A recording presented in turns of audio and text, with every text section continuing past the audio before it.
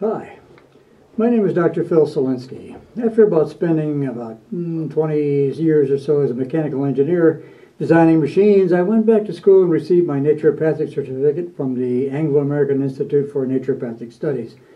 This was way back in 1980, before the naturopathic community was hijacked by a group of Western medicine-oriented individuals.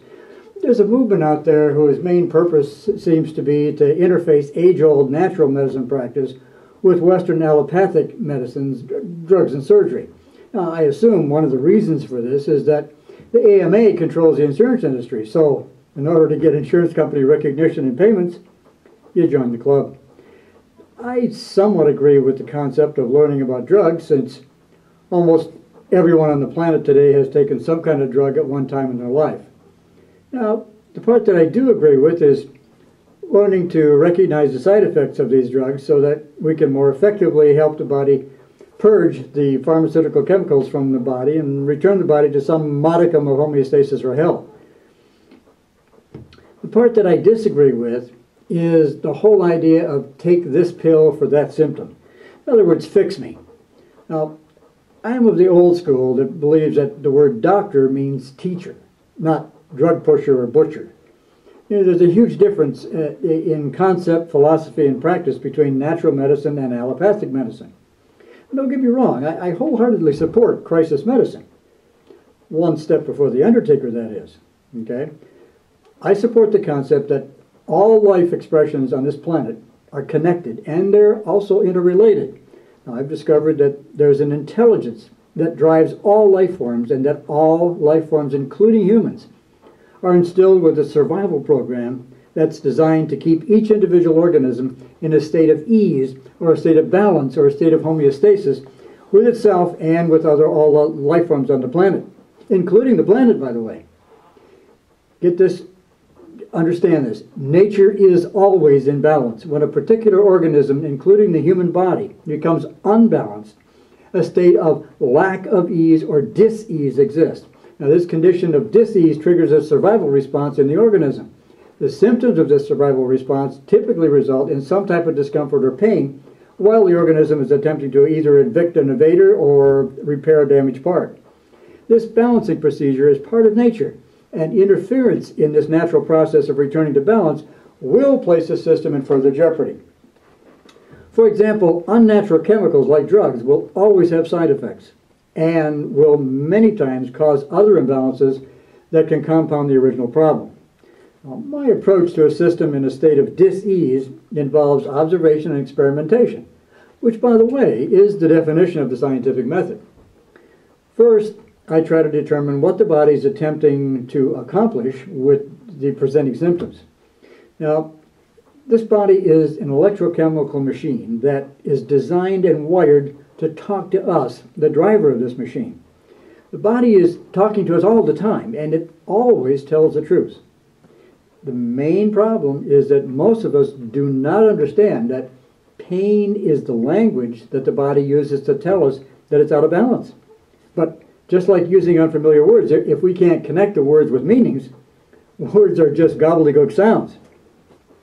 So you can pronounce the words of a foreign language, but if you don't know what the words mean, there's no communication taking place. So over the years, I've learned to translate pain into English. Now, once we've determined what your body's trying to tell you, you'll have the opportunity then to do something about it. Or not. It's up to you. My job is to let you know what your body is trying to accomplish with the presenting pain or discomfort. It's your job to make the changes. Now, I can help you with that, but I want to be real clear. I do not fix or cure anyone, okay? Plastics and ham can be cured. The human body cannot be cured. It must heal itself if it's damaged. Now, I can show you how to do that, but you must take the responsibility for the function of your body. Now, I've studied a number of techniques to access information from the body without having to cut into it or submit it to harmful radiation. I analyze the shape and the posturing of the body along with smells and colors and condition of the skin to be able to determine what the body is trying to deal with or what it's attempting to get rid of that's resulting in the discomfort or chronic aches and pains that you feel. Now, I also test the sensitivity of acupuncture points and what are typically called trigger points that are located throughout the body. Now, these are like dashboard gauges and bells and whistles that give us, the driver of the machine, information from the engine compartment here that we can use to stay away from danger if we know the language. That's the critical part. This human machine of ours follows all the laws of physics. These laws apply to all the levels or octaves of vibration of consciousness, whether or not we can see them with our physical eyes. Now, I can't see the wind, but I can see what the wind does. I can't see electricity, but I can see what electricity does. I can't see the different energy fields of the human body, but I can certainly see the effects of the energy fields. By the way, some people can, in fact, actually see energy fields. I can't. I wish I could, but it would certainly help me in my work. As I previously stated, I cannot see the wind, but if I construct a sail on a boat, I can get the wind to move the boat across the water. I can't see electricity, but if I construct a device through which electrical energy can flow, I can create all types of motions and machines and things like we're talking to right now. Similarly, I can't see the energy flows of the human body, but if I apply electricity or magnetic energy or physical pressure or some type of stimulation to strategic places on the body, I can affect changes in the behavior and the performance of the human body, suggesting that there is some form of energy control over the human body that cannot be seen with the physical eyes. Coupling traditional Chinese medicine and ancient Ayurvedic principles of acupuncture with the discoveries of more recent researchers like maybe Dr. George Goodhart and others, I've been able to get the body to talk to me in a language that my engineering brain can understand. Now, every organ in the body has its own separate energy supply. The acupuncture meridians are named for the organ that they energize. Just like in your house where there are separate electrical circuits for each room or activity, each organ in the body has its own energy supply circuit.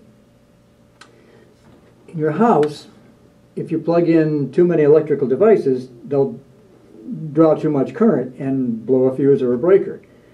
Then everything on the circuit shuts down. Well, obviously, this situation cannot be allowed to take place in the human body because, for example, if you blow a fuse on the heart circuit, you die. So whoever put this machine together figured that out and built in reserve tanks or energy capacitors into the circuit. The muscles of the body serve as reserve tanks of energy for the vital organ system. So when an organ has to work overtime, it wants to get paid time and a half, just like you do when you work a few extra hours. So that if an organ is under stress or chemically injured or just plain working hard, it'll draw extra energy from the reserve tank muscle or muscle group that's wired into that circuit. See, now, when you want to use those muscles for something like carrying you around during the day, they run out of energy and they spasm, and that hurts. So now all I have to do is find the muscle that's chronically weak or painful, and we can tell which organ in your body is under stress or is not even working at all. And get this, we don't even need an x-ray machine. Now, I mentioned that the muscles are wired into the organ circuits. If you remember the old Christmas tree lights, you know, where when one bulb burns out, the whole string of lights goes out.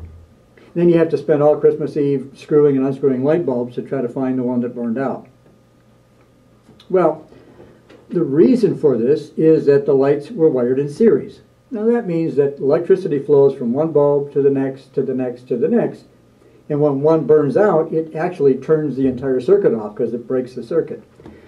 Now, the organs and muscles in the body are also wired in series, so that when, for example, the pancreas is overloaded with work, or if it's even totally exhausted, the pancreas will rob energy from the latissimus dorsi muscle in the back, because they're wired together in series. So when we test the strength of the whole circuit, which, of course, powers both the muscle and the pancreas together, there's no gas in the tank. In other words, there's not enough energy for both the muscle and the organ, and the muscle will test weak.